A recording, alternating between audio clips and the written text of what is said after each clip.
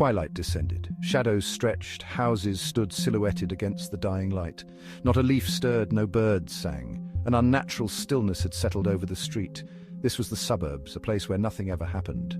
Tonight that was about to change. Sarah relaxed on the couch, book in hand. The house was quiet, her husband away on business.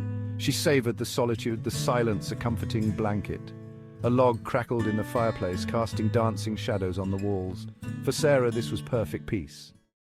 A noise. Faint, almost imperceptible. A tap. It seemed to come from the wall behind her. Sarah paused, listening.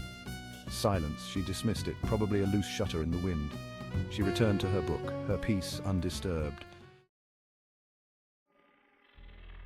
Tap, tap, louder this time. Sarah put down her book, a ripple of unease disturbing her calm. She listened intently.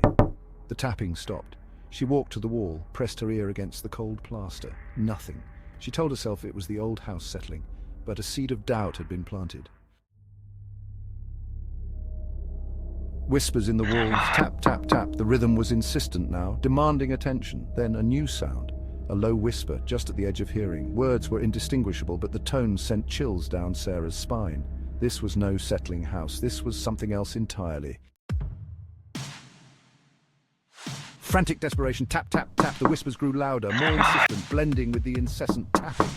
Terror clawed at Sarah's throat. She grabbed the phone, dialed 911. The line was dead. Panic swelled. She was trapped alone with something sinister inside her home. A splintering crack. Plaster exploded inwards. Sarah screamed, backing away as a gaping hole tore through the wall. Dust filled the air, obscuring the darkness beyond. The tapping stopped. The whispering ceased. An unnatural silence descended, thick with anticipation and dread. A figure emerged from the hole, tall, gaunt, dressed in rags. Its face was obscured by shadow, but Sarah could sense its eyes fixed on her with chilling intensity. It took a step, then another, its movements jerky, unnatural. Sarah was paralyzed, frozen in place by pure primal terror.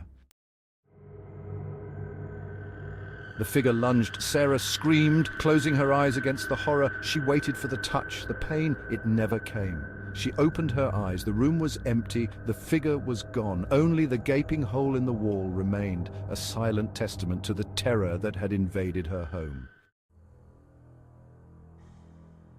The silence stretched, heavy and oppressive. Sarah's heart pounded against her ribs, her breath coming in ragged gasps.